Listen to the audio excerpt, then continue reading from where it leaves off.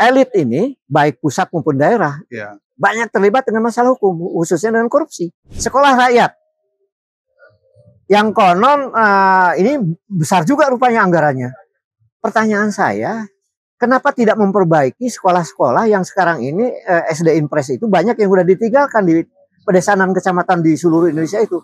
Presiden Prabowo untuk mereview kembali Danantara ini jangan sampai dianggap sebagai menyimpang dari pasal 33 itu. Halo, selamat siang Logikers. Selamat bertemu kembali di hari kemerdekaan menjelang 80 tahun. Kita kedatangan tamu luar biasa hari ini, Prof. Didin. Semua mengenal dia sebagai guru besar di IPB, kawan lama, sudah lebih dari 45 tahun mengenal nama beliau, tetapi hari ini baru bersama-sama hadir di samping saya. Terutama saya ingin mendengar dari Prof. Didin, ini apa yang terjadi nih setelah 80 tahun merdeka ini? Apakah ada harapan ke depan? Dan bagaimana kenyataan sekarang ini? Apalagi sekarang perekonomian kita nampaknya lesu darah. Betul nggak, Prof? Gimana, Prof? Coba saya ingin mendengar. Silakan, Prof. Iya, memang perekonomian nasional kita ini sedang tidak baik-baik saja sekarang ini ya. Tapi bersamaan juga hampir seluruh negara sebenarnya di dunia perekonomian ini lagi tidak baik-baik saja. Problem geopolitik, geoekonomi, termasuk tarif Trump tentu saja.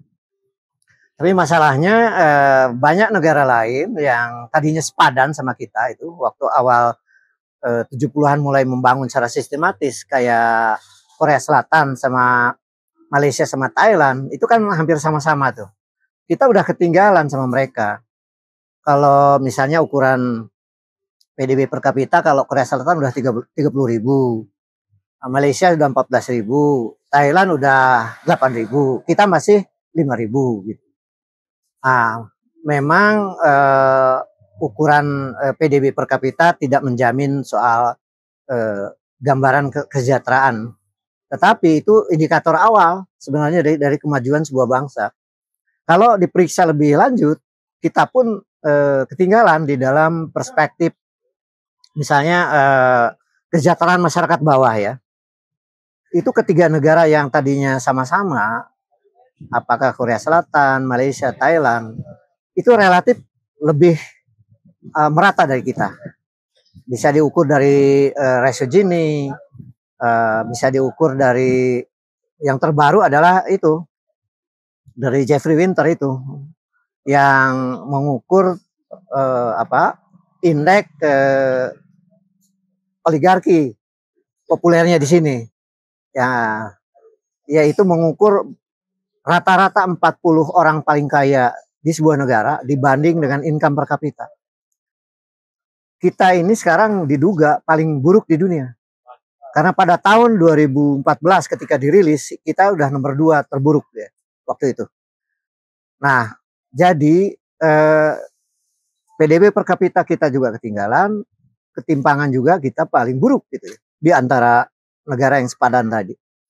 Jadi kalau pertumbuhan ekonomi rata-rata selama reformasi itu 5% ya. Kemudian pertanyaannya siapa yang memanfaatkan pertumbuhan ekonomi yang relatif tinggi itu? Di dunia kan relatif tinggi itu 5%. Karena memang China ya di atas 8%, pernah di atas 10%. Tetapi itu termasuk negara yang tinggi pertumbuhan ekonomi di dunia. Tetapi rata-rata pertumbuhan ekonomi nasional itu secara makro itu lebih banyak dimanfaatkan oleh sekelompok kecil yang disebut dengan oligarki sekarang ini. Jadi ada ukuran lain dari Credit Suisse misalnya, bahwa di Indonesia ini sekarang 4 orang paling kaya itu sama dengan 100 juta penduduk. Itu tahun 2003 ya. Sekarang bisa lebih parah juga mungkin. Kemudian 1% ya. Tadi kan 4 orang paling kaya. Iya. Kalau 1% penduduk paling kaya itu sekarang ini hampir 50% PDB atau pendapatan nasional. 10% itu sama dengan 75,3% PDB. Nah, jadi dengan gambaran income per kapita atau PDB per kapita dengan ketimpangan ini kita ketinggalan sebagai sebuah bangsa. Gambaran yang lebih gampang ditangkapnya adalah bahwa sekarang ini daya beli masyarakat bawah itu kan lagi menurun, baik diukur oleh nilai tukar petani, nilai tukar nelayan, nilai tukar peternak, nilai perkebun itu turun, bahkan ada yang di bawah 100. Jadi ukurannya adalah berapa dia memperoleh pendapatan tahun itu, lalu belanjanya berapa. Nah, itu lebih banyak belanjanya daripada pendapatannya.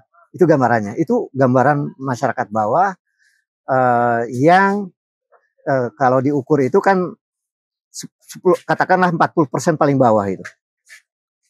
Dibanding dengan 10% paling ini. Itu kan rasio Gini kita sekarang udah 0,4. Itu pun pengeluaran, data pengeluaran. Itu menggambarkan bahwa kita ini dalam ketimpangan yang buruk lah. Nah, lalu sekarang nih 3 tahun terakhir ini kelas menengah kita juga hilang 10 juta. Menurun artinya. Masuk kepada kelas nyaris miskin itu loh. Dan yang mencengangkan adalah ukuran World Bank itu. Memang itu saya juga di dalam diminta pendapat oleh kalangan media bahwa tidak selalu ukuran World Bank itu harus kita pakai ya. Tetapi setidak-tidaknya yang relatif objektif dari ukuran World Bank itu yang paling bawah aja lah, yaitu pengeluaran per hari 2 dolar. Itu ternyata bukan yang seperti BPS katakan. Kira-kira 9% lah, 8, itu katanya kemiskinan itu. Itu ternyata masih 40%. Masih 40%. Itu World Bank yang paling bawah itu. Kalau yang paling sedang dianjurkan semua negara karena pakai paritas daya beli, itu kita ini sudah 100 jadi 3/4 penduduk. Dalam perspektif World Bank bahwa penduduk kita itu adalah termasuk di bawah garis kemiskinan. Oke lah, itu ukuran-ukuran kuantitatif. Tetapi kita merasakan sekarang kalau kita keliling ya ke pasar-pasar tradisional, saya suka ke desa kan, di Jawa Barat, kalau lagi kebetulan ke Jawa Tengah, ke Jawa Timur, ke Jogja, ke Sumatera, kemana, itu pasar tradisional tuh sepi sekarang. Jadi bukan hanya mal-mal ya, yang di Jakarta ini banyak yang tutup, memang itu dampak dari pandemi. Tapi ini juga ada persoalan. Ya ini begini, kalau kita perbandingkan ya, zaman Soeharto ya, itu kan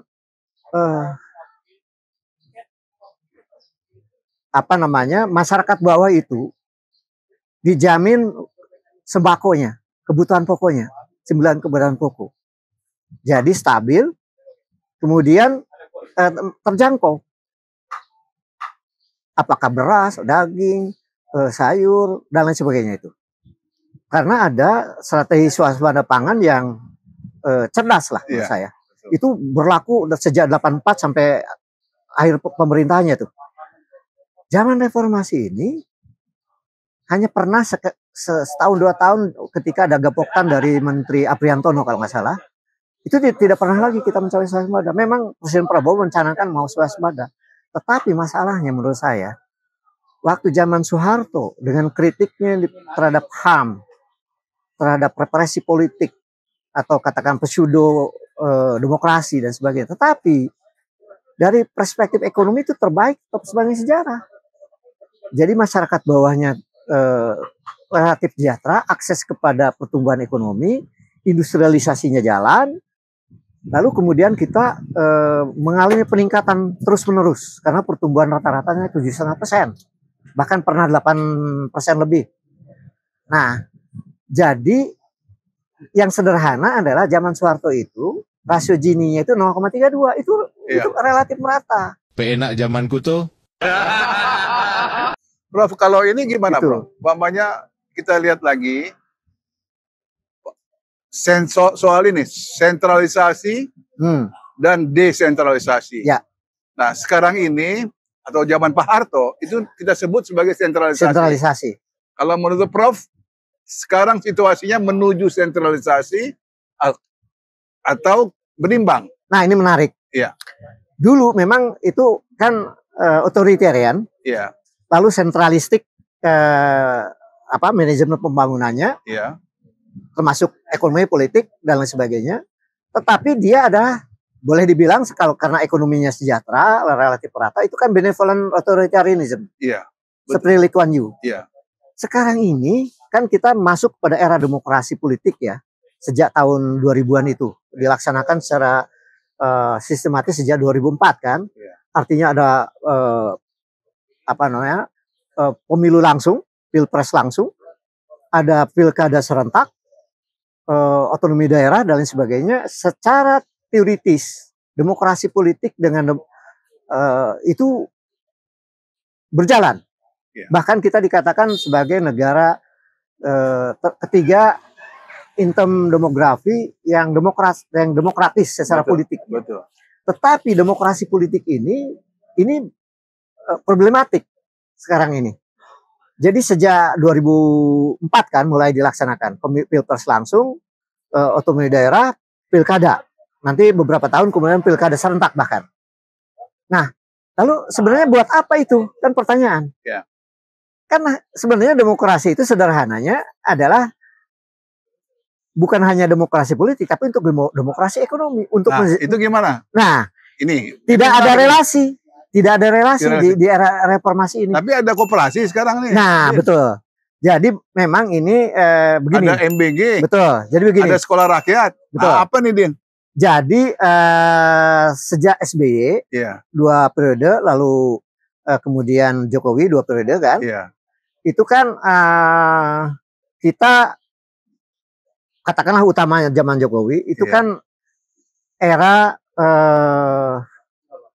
pembangunan ekonomi yang big push namanya. Iya. Yaitu pengeluaran besar-besaran untuk infrastruktur terutama ya. Betul. Dan macam-macam ya, kereta api cepat, kemudian tol, pelabuhan udara di mana-mana. Tetapi tidak punya impact yang signifikan terhadap pertumbuhan ekonomi. Pertumbuhan ekonomi itu mediocre. Iya. Iya kan? Iya. Belum mencapai yang zaman Soeharto itu. Iya. Itu satu. Iya. Lebih parah lagi adalah pertumbuhan ekonomi yang pernah menyentuh 6% zaman SBY, kemudian 5% rata-rata zaman Jokowi, itu terakumulasi oleh mereka-mereka sekelompok kecil, para oligarki itu, oligarki bisnis itu. Mengapa? Karena hampir seluruh regulasi, yang paling utama kan undang-undang politik. Iya. Dalam undang-undang politik itu dan undang-undang pemilu kan sederhana awalnya. Seperti di Amerika kita mengulangi, yaitu bahwa partai-partai berhak memperoleh sumbangan dari pihak lain. Nah, dalam prakteknya semua pilpres, semua pilkada dari sejak awal reformasi sampai hari ini itu ada disumbang oleh para pengusaha. Tentu saja pengusaha besar, baik di pusat maupun di daerah. Apa yang terjadi? Adalah utang dari para elit politik pusat maupun daerah terhadap para pengusaha itu. Akhirnya yang terjadi apa? Menurut data, 60%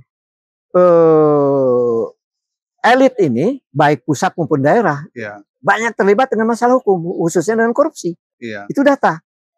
Jadi dan apa impactnya?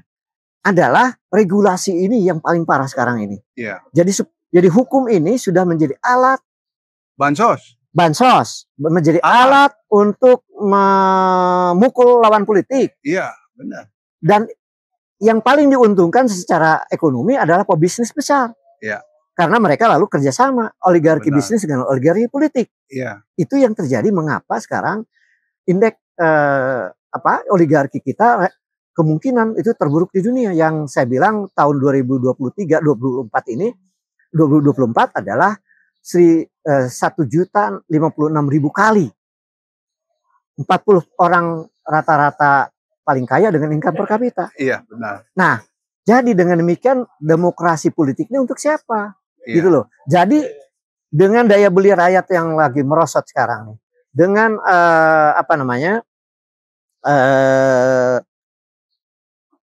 sepinya bisnis pasar tradisional. Iya. Bahkan kelas menengah berkurang 10 juta lalu masuk pada nyaris miskin.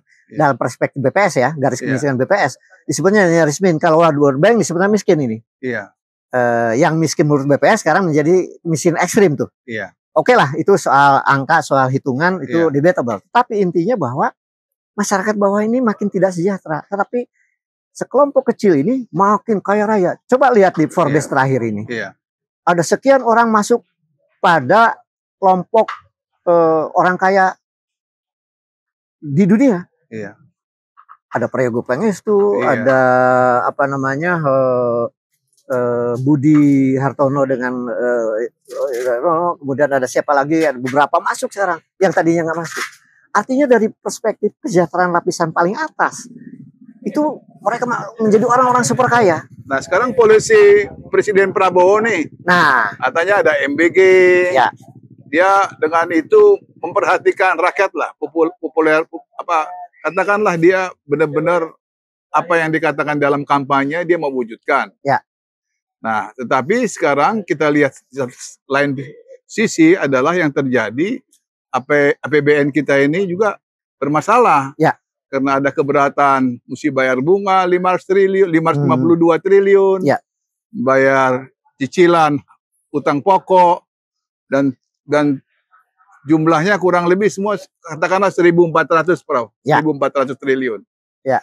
Ini berat untuk anggaran kita. Ya. Dan yang paling saya khawatir Prof, belanja 500 triliun itu angka terbesar dibandingkan dengan soal pendidikan yang 20%, kesehatan, katakanlah kayak Polri sama katakanlah sama TNI. Itu udah 500 berdua itu nantinya. The next APBN ini bisa 500 triliun. Nah ini kan kalau menurut saya ini sangat saya pesimis Pak dengan ini Bung Didin, saya pesimis, sorry aja. Tapi secara ekonom bagaimana Bung Didin melihat fakta ini? Dan saya lihat presiden kita ini selalu mengatakan bahwa kita kaya secara sebenarnya alam. Tapi secara APBN kita ini miskin. Coba saya mohon penjelasan dari Prof. Ya, jadi begini, memang era di mana big push tadi yang saya sebut, jadi di mana pemerintah menjadi pelaku ekonomi terbesar, kombinasi dari government expenditure dengan BUMN, lalu ada partnernya swasta. Tapi kemudian mereka menyatu sebenarnya dalam kepentingan yang bersama di era politik ini. Nah, jadi 10 tahun terakhir pemerintahan Presiden Jokowi itu memang isunya adalah meninggalkan rakyat, gitu loh. Jadi big push gitu, pembangunan besar-besaran di bidang fisik gitu, tapi kemudian tidak mengalir ke rakyat. Kemudian ada Presiden Prabowo yang temanya itu adalah ekonomi untuk rakyat. Itu bahasa yang disampaikan ketika dia dilantik di MPR. Ekonomi untuk rakyat. Lalu diterjemahkan kemudian ternyata adalah satu MBG, makanan bergizi gratis, yang sekarang kira-kira sudah sekitar 170-an T gitu, alokasi APBN. Tapi itu belum semua habis memang. Mungkin 100-an gitu yang udah teralokasikan. Kemudian ada program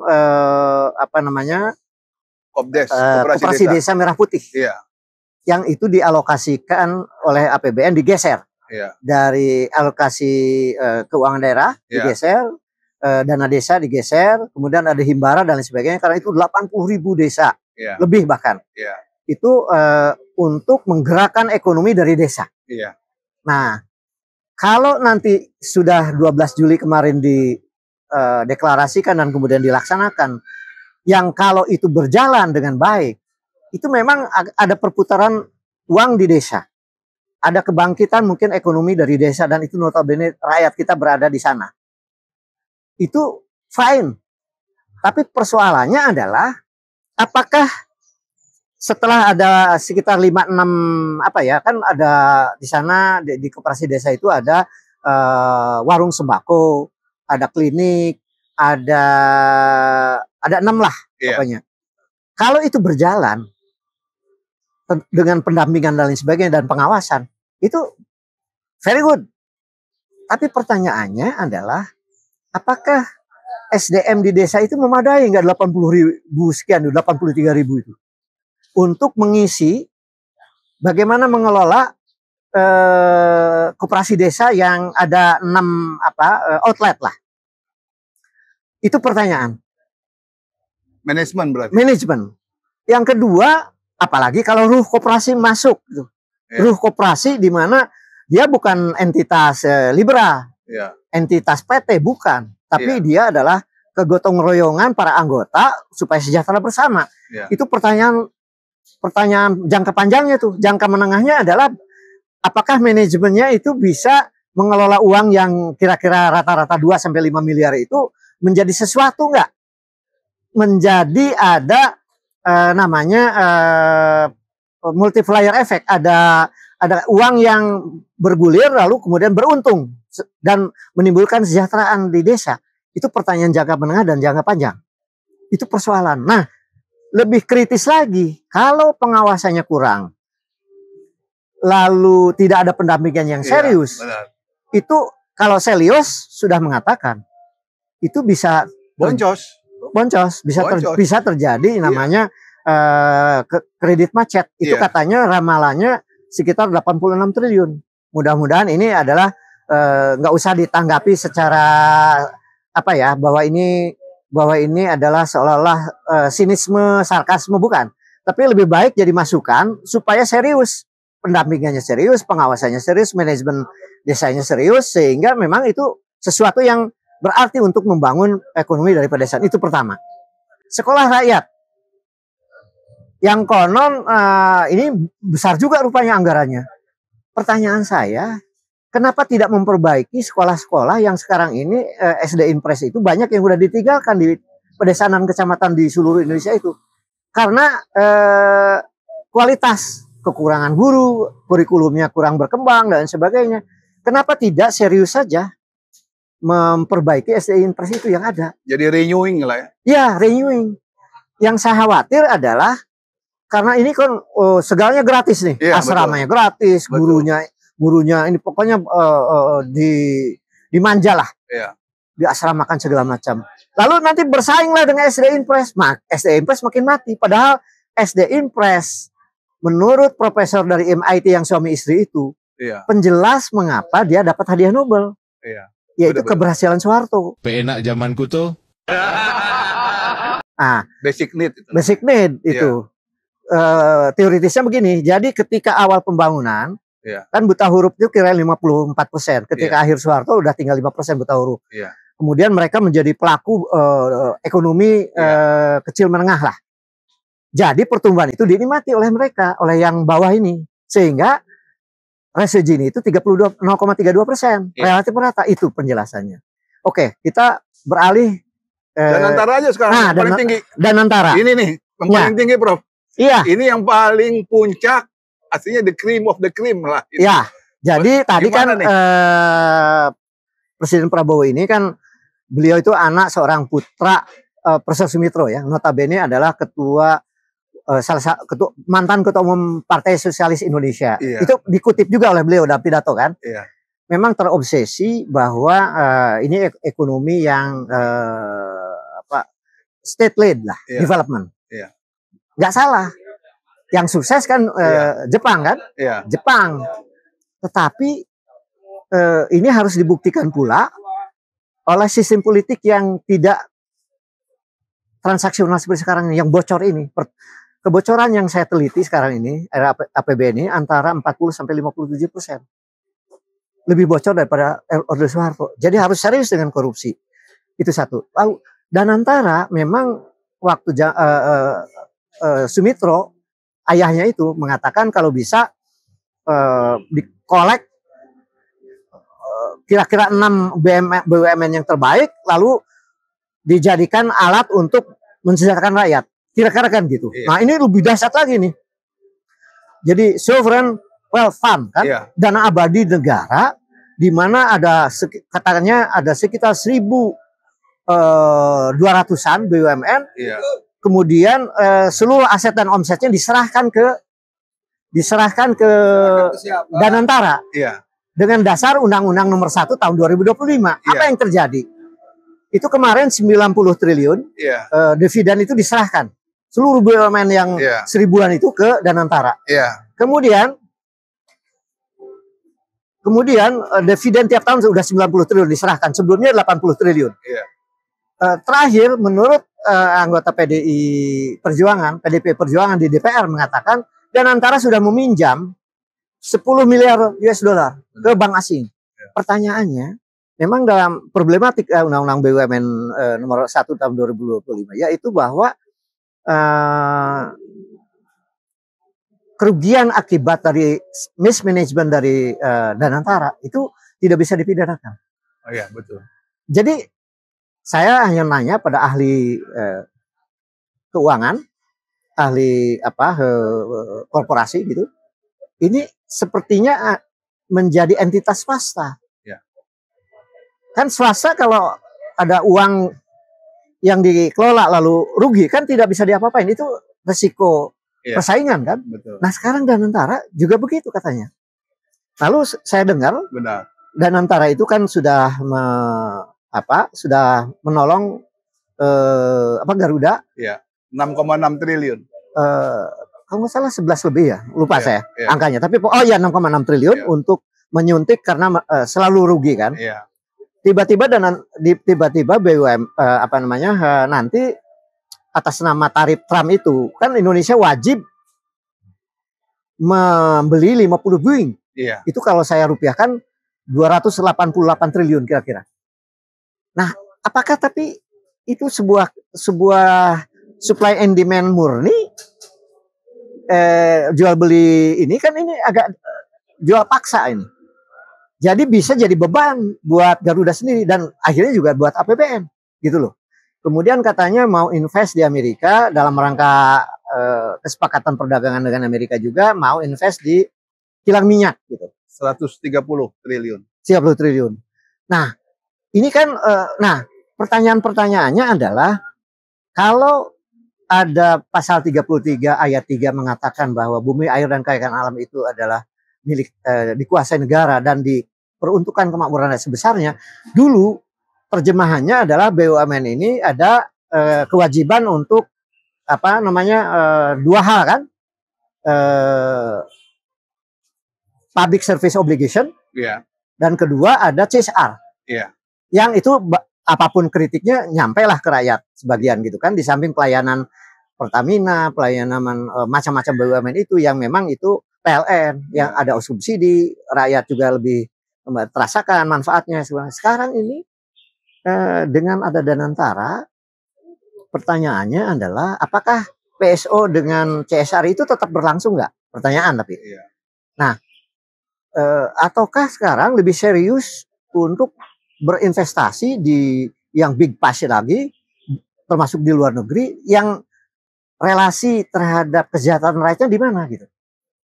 Jadi nanti mohon Presiden Prabowo untuk mereview kembali Danantara ini jangan sampai dianggap sebagai menyimpang dari pasal 33 itu. Nah, tapi kalau memang ini adalah sovereign wealth fund yang dikelola seperti di Singapura itu Temasek itu adalah bukti bahwa dari itu udah puluhan tahun bahwa BUMN itu dikelola jadi sovereign wealth fund dan berhasil tidak bocor lalu mensejahterakan rakyat Singapura. Ini harus dibuktikan. Iya. Danantara. Jadi sebenarnya program ekonomi untuk rakyat, apakah itu koperasi desa, swasembada pangan dan energi, sekolah rakyat, Danantara, itu subject to kontrol ya, Iya, bagi elit politik maupun bagi rakyat, Iya. terutama kalangan CDK untuk melihat, untuk mengawal agar program ekonomi untuk rakyat ini sampai benar-benar untuk kesejahteraan rakyat. Betul. Jangan sampai jadi bocor, jangan sampai kalau rugi tidak bisa dipertanggungjawabkan, jangan sampai aset yang notabene punya rakyat ini yang dimandatkan pada negara lalu dikelola itu tidak perform. Iya, Prof. Jadi dan antara ini katakanlah sebagai korporasi, artinya punya masa depan dalam pengertian global. Bahwa secara global ini memang menarik. Ya. Ya, tetapi secara lokal ya ini sebetulnya mesti menjadi prioritas kalau menurut saya ya. Ya. Nah, terus yang catatan lain adalah bahwa ini akan menciptakan hutang baru sehingga katakanlah antara Departemen Keuangan dan antara ini artinya berlomba untuk membuat hutang. Iya, itu yang disebut dengan crowding effect itu. Iya. Jadi begini, seorang anggota DPR ya, Misbahun, tahun 2023 menerbitkan sebuah pernyataan dan dengan data ya, bahwa utang BUMN itu sudah mencapai 8.350 waktu itu. Iya. Terakhir ini ditambah dengan totalnya udah saya hitung 9.000. Kalau ditambah lagi dengan utang tadi 10 miliar 160 itu udah makin mengarah ke 9.000 utang BUMN itu. 9.000 lebih. Jadi ini apakah nanti perform nggak pengelolaan utang BUMN yang tidak dikontrol oleh DPR? Tidak ada sekarang dengan Danantara ini tidak punya kewajiban melapor kepada DPR. Tidak ada check and balances, tapi atas izin presiden saja. Nah ini kalau saja ini memang perform, lalu terbukti memang output dan outcome-nya buat masyarakat banyak, go ahead. Tetapi kalau kemudian bocor, kerugiannya tidak bisa dipertanggungjawabkan, tidak bisa diaudit pula, ya ini harus direview oleh presiden menurut saya. Oke, terima kasih Prof. Didin ini masih bersemangat Bung Didin ini sebagai aktivis 778. Aduh, saya nggak semangat, mempunyai semangat seperti Prof. Didin ini. Dan dia benar-benar update. Artinya bahwa dia melihat bahwa kita ketinggalan jika dihadapkan kepada Korea, negara-negara Thailand, katakanlah Malaysia, kita ketinggalan. Startnya sama. Ya. Dan itu harus menjadi pekerjaan rumah kita, bahwa harus ada optimisme bagaimana, ya kan, dengan sekarang penghasilan yang rendah, utang yang banyak, ya kan, tumpukan hutang yang harus dibayar, yang memberi katakanlah beban, dan lebih besar lagi korupsinya, karena korupsi itu sudah ribuan triliun.